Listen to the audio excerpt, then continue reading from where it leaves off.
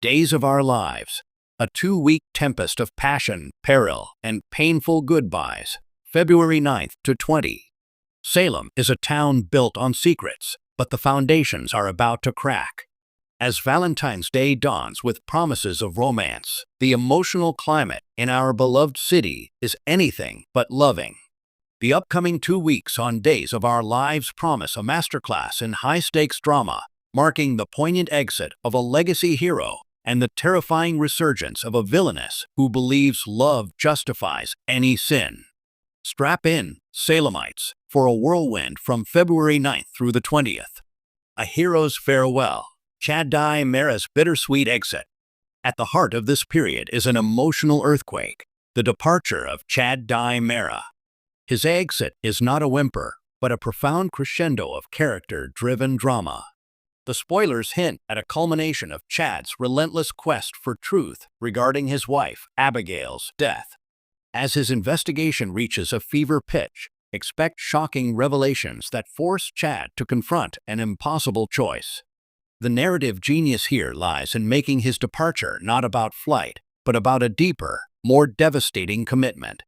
Insiders suggest Chad's journey leads him to a realization that to truly protect those he loves, his children, his family, he must engage in a battle far from Salem's familiar streets. This isn't a simple walk out the door.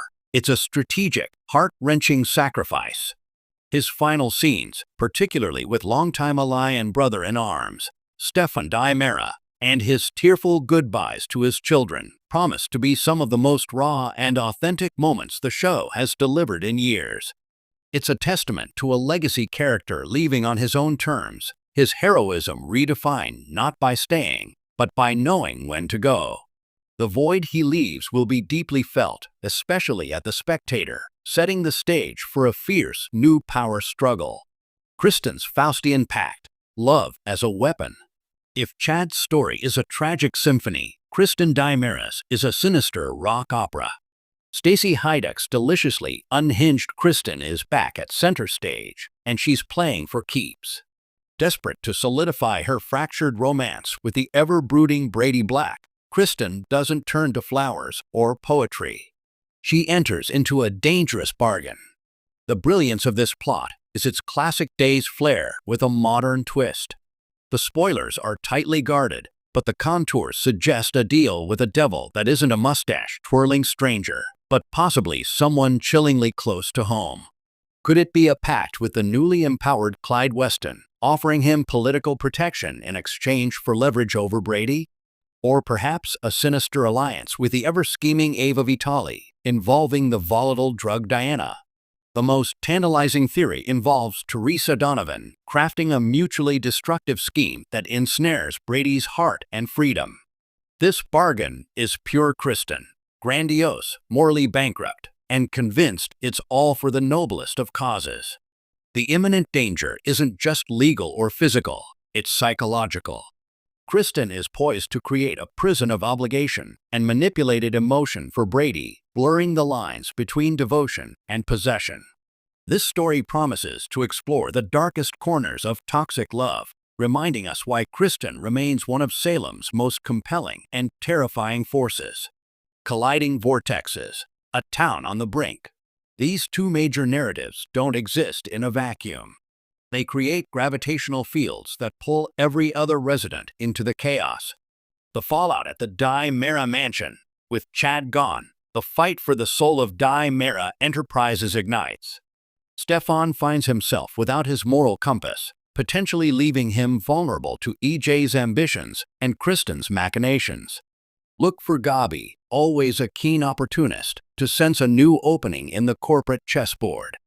The Horton Square ripples. As Chad leaves, Julie Williams' heart will break anew for that boy, and the Horton family will rally around his children. Meanwhile, the Kristen-Brady-Teresa triangle, supercharged by Kristen's bargain, will explode in very public, very messy ways.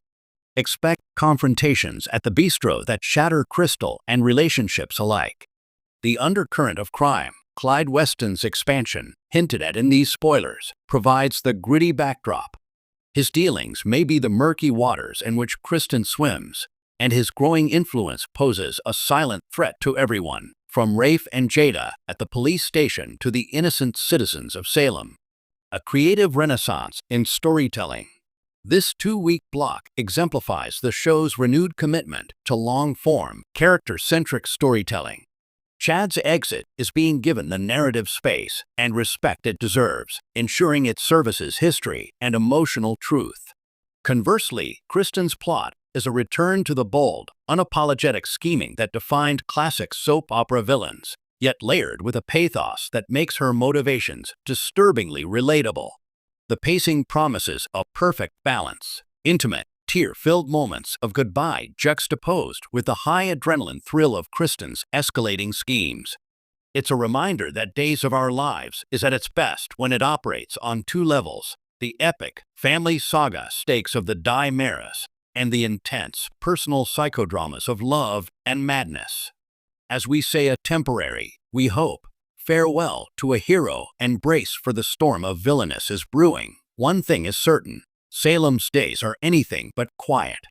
From February 9th to the 20th, love will be a weapon, goodbye will be a battle cry, and every bargain will come with a price written in blood and tears. Tune in, for the soul of Salem is on the line.